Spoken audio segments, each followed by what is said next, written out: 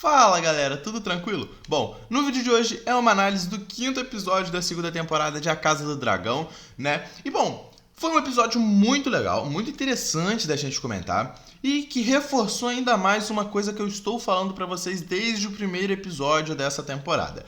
Consequências. Essa segunda temporada de Casa do Dragão, o foco total são para as consequências. Não é uma história focada, por exemplo, no Aemond querendo o trono do Aegon, o Aegon sendo um péssimo rei, o Daemon percebendo que ele precisa da Rhaenyra para ele conseguir sua ascensão. Uma história sobre a Rhaenyra, não. A história dessa segunda temporada são consequências. E é justamente o que traz a gente pro começo desse episódio. Quando a gente vê ali Corlys, né? Triste, a gente fala ali sobre um vazio, uma tristeza após a morte de Rhaenys. A gente vê isso também em uma cena ali com a Rhaenyra apreciando o pôr do sol e tal. A gente sente o vazio, sente a tristeza, a gente sente essas sequelas da morte, não só da Rhaenys, mas a consequência de tudo desde a morte de Viserys. Tudo isso que está acontecendo, toda a guerra, toda essa morte entre os dragões, tudo que a gente está vendo são consequências desde a primeira temporada dessa série. E consequências essas, sequelas essas, que vão até uma terceira, quarta, quantas temporadas essa série fizer, cara. E a gente vê, né, também nesse episódio, o Corlys, além desse vazio e essa tristeza que ele sente por Rhaenys, ele exalta e ele mostra que ele entende a força da Rhaena, né, da Rhaenys, né? Entende a força dela e não só a força dela, mas talvez ele seja um dos únicos simpatizantes ali do conselho e tudo mais que sinta a força de uma mulher dentro de um reino. A gente viu o Alfred, vimos outras pessoas dentro ali do conselho dos pretos não ligarem muito para a força feminina, e não só nisso, né? A gente também viu isso também na Alicent, lá no Conselho dos Verdes, né? E Corlys talvez seja um dos únicos homens ali dentro que entende essa força. E até por isso que ele queria passar sua herança para a sua neta, né? E ele reconheceu toda essa força porque ele sentiu um amor muito grande pela Rhaenys, né? Por toda a sua vida. E ele pode enxergar isso na própria neta, na própria Rhaenyra, que está vivendo uma situação bem parecida com que a Rhaenys sempre viveu, mas nunca bateu de frente e não fez uma guerra, por exemplo, por causa de abdicar o seu trono, né? E bom, a gente viu ali no povo, eles entregando a cabeça do dragão da Rhaenys ali. E o que isso aqui causou? Não, além da revolta no povo ali todo, né? Foi mostrado pra gente que dessa vitória, o dragão passou de um triunfo, passou de uma grande vitória ali da guerra do quarto episódio para um mau presságio. Que é o que eles até mesmo falaram nesse episódio, né? Para um mau presságio. Eles viam um dragão como um deus. O povo via um dragão como Deus.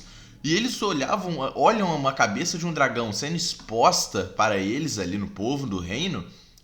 Como assim mataram um deus? Eles são só carne? Como assim? Isso vai gerar revolta para o povo, que não tem carne. O povo não tem comida. O povo está com fome. O povo está em guerra. Eles estão com doença, sabe? E é isso que vai abalar muito agora o reino. Por quê? Lá no episódio 3, é falado pra gente pelo próprio Otto Hightower, lá pro Aegon, que uma guerra não se vence uma guerra só com luta, só com sangue. E isso aqui é a prova disso, porque se você tiver o povo na sua mão, você vai ter vantagem na guerra.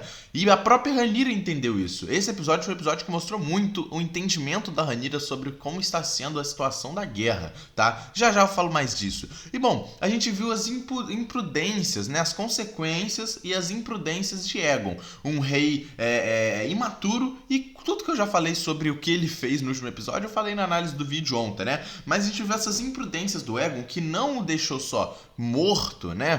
Praticamente morto ali, a leito de morte. Lógico, ele vai viver, né, mais a leito de morte ali, mas que também deu o que o seu irmão planejava, entende? Deu o que o seu irmão queria, o trono. Aemond já queria isso há muito e muito tempo. Vocês percebem até no momento ali que Aemond é nomeado o rei, o regente no caso, né? Que ele age com tranquilidade. Ele nem sequer questiona a Alicent quando a Alicent tenta pegar essa regência do trono, né? Porque ele já tinha todo esse plano moldado. E a gente ainda não sabe qual é o fim do plano do Aemond, porque ele tá planejando isso desde o começo da temporada. Eu falei isso com vocês, que ele estava planejando alguma coisa muito grande. E aqui está seu plano, sabe? Ele não liga para o Aegon, ele não liga para nada. E isso reflete até no momento em que ele vê o Trono de Ferro, que ele fica naquela cena ali olhando o Trono de Ferro, que a própria Helena vai falar com ele, perguntando se ele não está se sentindo mal por ter o trono, mas do jeito que ele conseguiu, né, praticamente matando o seu irmão. E a gente vê que não, isso não importa para o Aemond. Isso não importa para o Aemond, porque o Aemond não liga para nada. Ele não liga de como ele vai conseguir o trono, ele só vai conseguir o trono, porque é isso que ele planejava. Entende? E aqui a gente já vê esse próprio paralelo com o próprio Daemon. Novamente um paralelo entre os dois, sabe? O Daemon faria de tudo para ter o trono, independente do que acontecesse, sabe? E por esse momento o Daemon até fica um pouquinho superior ao Aemond, né? Já que ele teve momentos, sim, que ele poderia ter matado seu irmão, ou tentado matar seu irmão pelo trono, e não fez. Já Aemond nem se poupou. Aemond faria o que ele quisesse ali naquele momento, entende? Tudo pelo trono. E a gente viu, né, Alicent? Você tá entendendo, né, Alicent? O que tá acontecendo ao seu redor, né? Eu falei com vocês na análise do episódio 4 ontem sobre a Alicent. A Alicent estava sendo traída por todo mundo ali. Ela não tinha ninguém confiar, ela não tinha nem com quem confiar. Entende? A gente viu agora a Alicent entendendo tudo o que está acontecendo. Cara, ela tá sendo feita de trouxa. Ela tá sendo feita de trouxa. E tudo isso é culpa dela. A Alicent tentou nesse episódio reivindicar ser a regente do trono, como ela fez inclusive com o Viserys, mas tem uma coisa um abismo muito grande entre as duas situações, que até é próprio falado nesse conselho. Ela conseguiu a regência do trono com o Viserys quando ele estava doente em um momento de paz. Mas agora não tem um momento de paz, entende? E a gente vê novamente o que eu falei com vocês lá no episódio 4 ontem, cara. Mulher no reino não tem espaço, cara. É isso que eu falei com vocês. E a Rhaenyra entendeu isso muito bem nesse episódio. E por que a Alicent não entendeu isso? Porque a Alicent está muito atrás. Aemond e Cole estão a passos à frente da Alicent, entende? E a gente viu isso aqui. O Cole traumatizado por tudo que aconteceu no episódio 4 na guerra. Ele diz que viu homens pegando fogo e tal, ficou traumatizado. E aqui é mais uma enganação dele pra Alicent, sabe? Ele usou a Alicent esse tempo todo. Eu falei isso pra vocês na análise do vídeo de ontem, entende? O próprio Aemond também usou a Alicent por meio do Cole, né? E a Alicent agora entendeu tudo e não tem o que ela fazer. Não tem o que ela fazer. E aqui, cara, uma coisa interessante que o Cole fala é que agora a guerra virou entre dragões. Não é sobre eles, é sobre dragões, sabe? E eles precisariam de um montador de dragão no trono. Isso aqui é uma fala muito importante, muito interessante. Por quê? Porque a gente vê que o Aemond está passando um medo não só para o Cole e não só para o reino que ele está governando nesse momento, mas ele também está passando um medo para todo mundo. Se ele está passando medo para o próprio reino, imagina para quem está de fora. E a gente viu isso justamente na série do Jacaerys, na cena do Jacaerys, onde Jacaerys, né, o Jace, ele vai tentar firmar ali acordos e tal, assim como a própria mãe dele fez, né, a gente viu. Mas tem um porém, cara, tem um porém. Jacaerys está ali porque as pessoas ali do reino, né, querem dragões. Todos os reinos querem dragões. Vocês perceberam isso nesse episódio?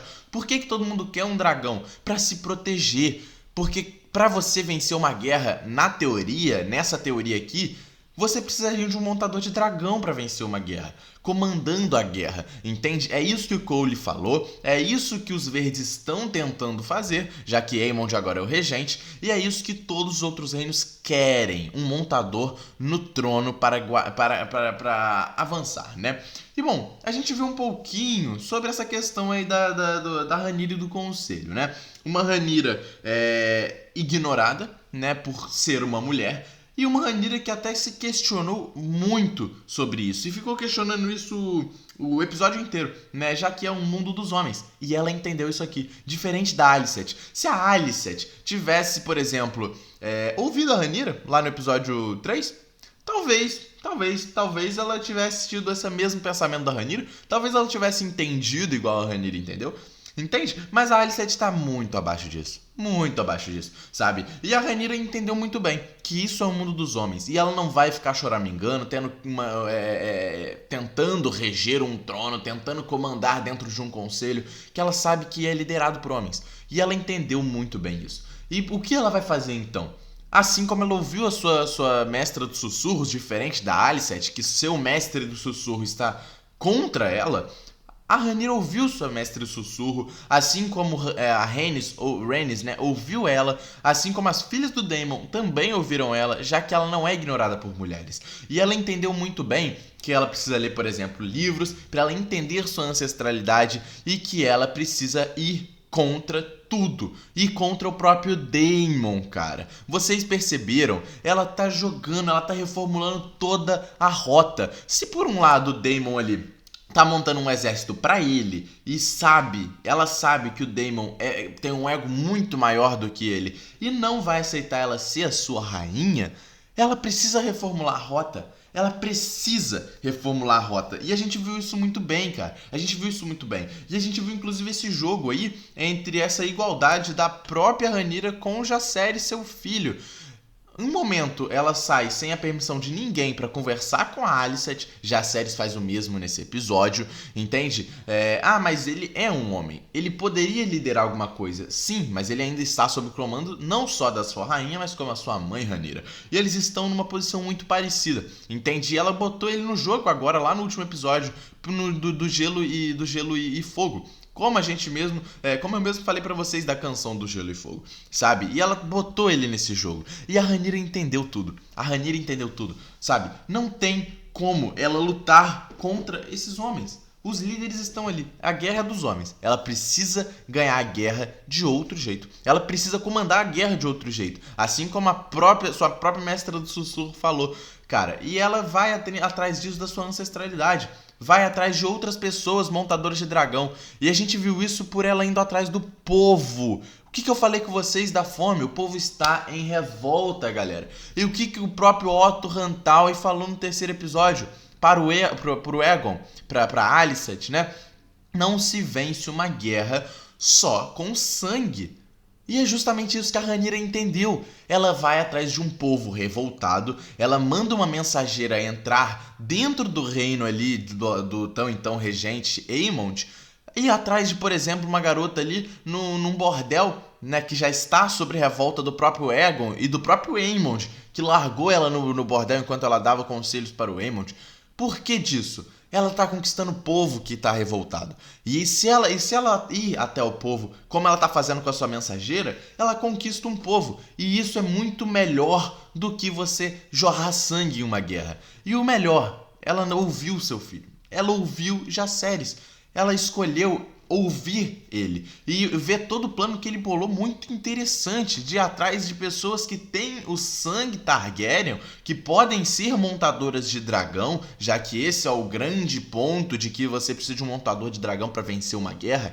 Eles vão atrás de pessoas que são bastardas, têm sangue bastardo, mas lá no fundo tem um sangue Targaryen e consegue ser um montador de dragão. Diferente da Alicent, que não ouviu Aemond, não tem nem o que ouvir do Aegon, né? Não ouviu o Aemond e aí, tá aí. Sem poder nenhum dentro do conselho e sem uma mente aberta para poder pensar em soluções de vencer uma guerra, de ter poder sobre esse mundo dos homens da guerra que só homens podem liderar.